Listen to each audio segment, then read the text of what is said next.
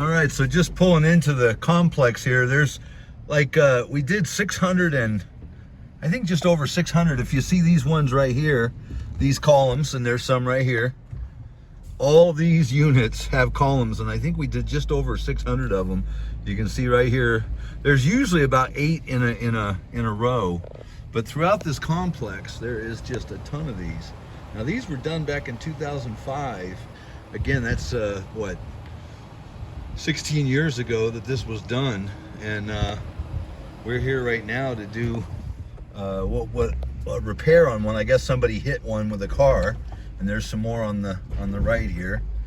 But this is just one building after another. I remember doing this project. For us, it was like about $330,000 worth of sales for each of these columns, and these have a built-in ledge cap, so this goes around the framing. It's 2 pieces. There's a seam right in the middle, and 2 halves go together. You can see here again, another 8 in a row, if not more.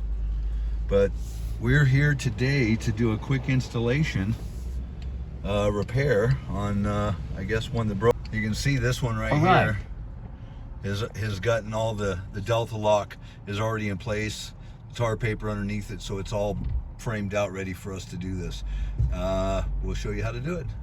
All right, so the column that I'm actually installing as a repair on the original project is only 38.5 inches. We originally made these to their specifications of 43.25.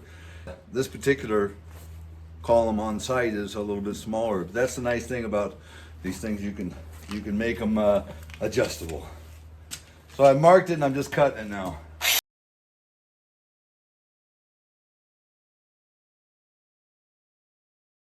Now sometimes when you cut a panel, this will be to where this stone really is full. It doesn't need any attention. This one has a little sliver of the preceding stone that was taken off. So what I'm going to do now is I'm going to make this grout line, or this stacked stone line, continue into this piece, and I'll grind this down and I'll grind this down, and I'm going to mud that little joint there to where you don't see it. So I have a little touch up to do sometimes when I cut.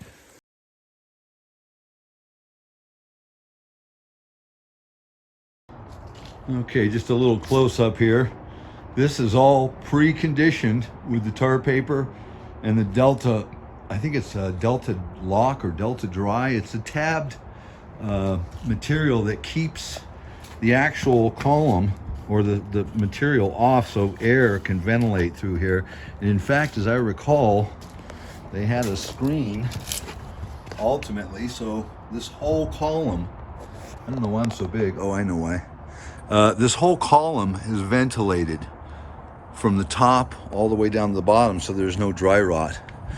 Okay, one of the first things that I'm going to do in treating this for installation purposes is I want to drill a countersink hole. There's going to be 3 screws per side.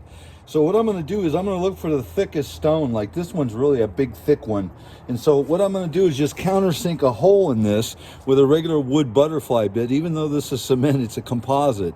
It's not going to dull your bit, but just going to drill in here a countersink hole so that the washer and the screw head are below the surface of the rock's face. I'm looking for about 1/4, maybe even 1/2 inch. This is about 1 1/4 inches thick, so it's not gonna weaken the rock by drilling through it like this. But again, we're just gonna be able to mud over that head real easily.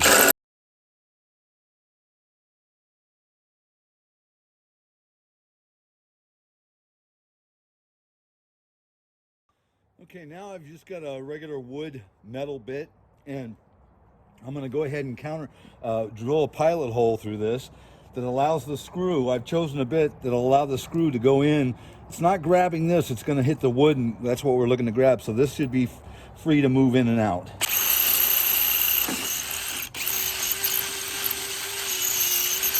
Again, that's flush with the face, and that's all we need.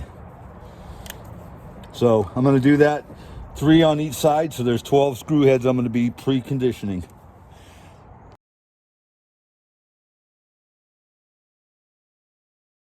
Okay, one of the first things we're doing right here is see that little screen? So we just cut out, it's basically 10 by 2 inches. And we came over here and I elected to put it right here. And we've got a screen, and when we go to mud this in, we'll just mud it right on the backside from about right here around on this perimeter, and that'll keep it in place.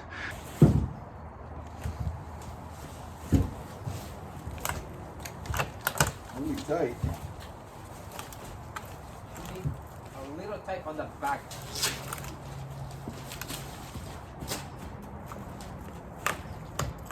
It's not going in anymore. Oh, okay, look. Okay, see if we can lift this end. Less. A little closer. Okay. And first.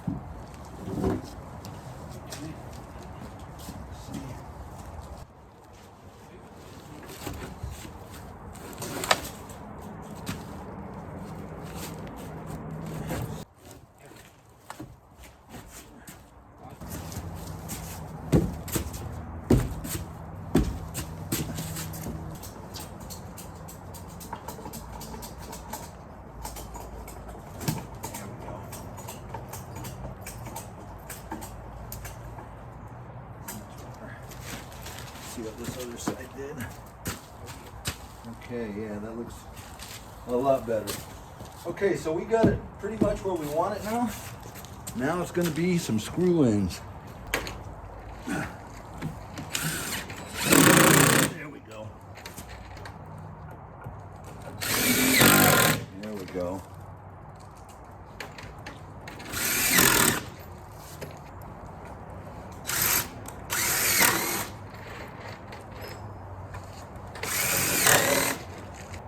Don't go too long with the impact. As long as you feel it, then you're good.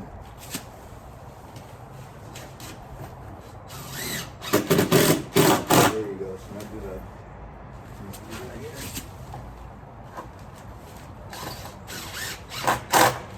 Alright. Cool. Okay, so now we've got the panel screwed. I didn't get this on camera, but you can see the milky white bonding agent. So we bonded everything that was here that we're going to seam. Now we've got some of our fiber mud, which to me is like a clay or a dough.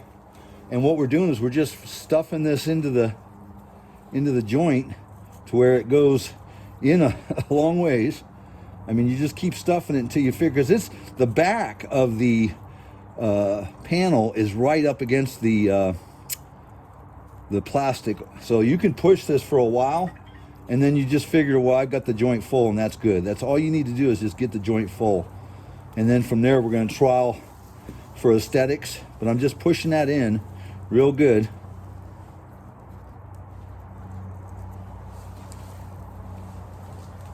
In some areas where you've got a tighter crack, if you're having problems pushing it through, you can take your trowel or a razor or a chisel. I got a chisel and a razor knife, and if I need to, I can just push that in. See that? So I'm not getting it with just a hand push. I want to make sure I've got some good mud in there, and if it takes a couple of times to do that, I'll do it. I want to get a good thick mud area between to seam these two. Now this is a cosmetic seam. It's not so much of a structural. The structural is the screws, and there are two screw heads right here, and I believe you could almost see that one if I got it down.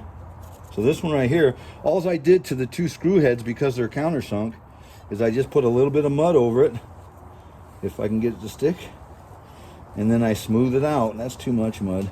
You don't want to raise, you just want a nice little, you don't want a speed bump is what I'm looking not to do.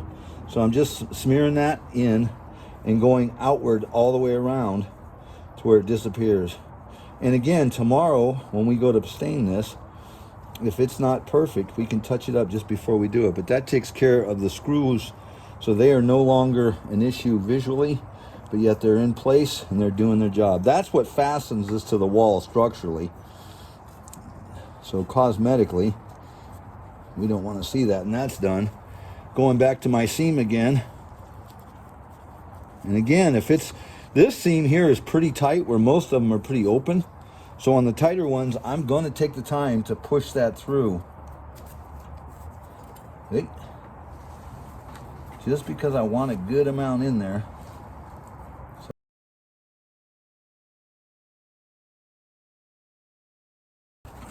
Now I've got a trowel right here, which I could use, but I like the clean little thing here. So what I do is I'm either going to trowel from this rock to this rock or from this rock to that rock. I've made the decision where I'm going to scrape back any mud that's on this rock to the joint area. Finding my joint, taking the mud off of this rock and getting it to the seam. From there, I'm just going to literally, and this is where I take off any excess, but I want to make this look like one of these seams. So by sticking the blade in there, see how I'm troweling downward because it works better, and I'm creating what looks like that seam with my mud, or the joint between the two rocks, I guess is better said.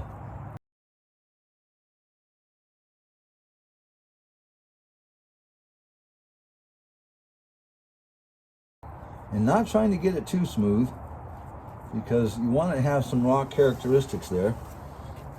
But that is pretty much what I'm needing. Tomorrow we take a little sandpaper. It's kind of a weird, I'll show it to you tomorrow. But we just clean that joint out just a little bit more, just to give it a smoothing out. And that is that. Now the other thing I can do, and I'm actually premature trying to do it right now, is you let this set up a little bit and it tends to work better. But just taking a little water with your detail brush and just going over where you did, you're smoothing out any roughness. And here I'm just going to brush up, smooth that hair out. And that rock is now, well, it's seamed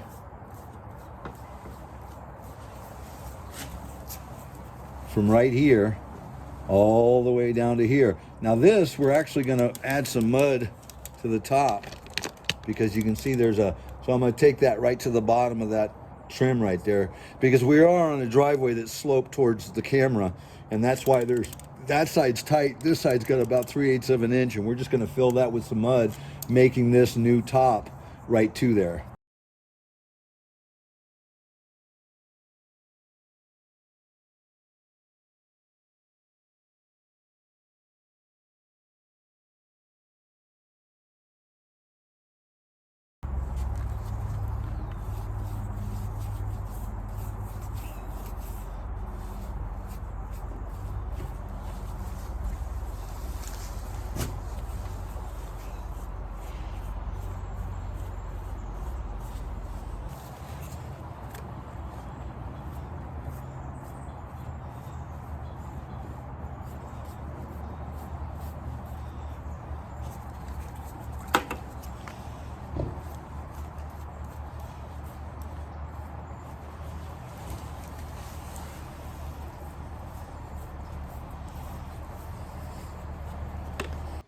Okay, so we got it out of the truck, cut the screen, put it installed, screwed it, mudded it, everything, 2 hours flat.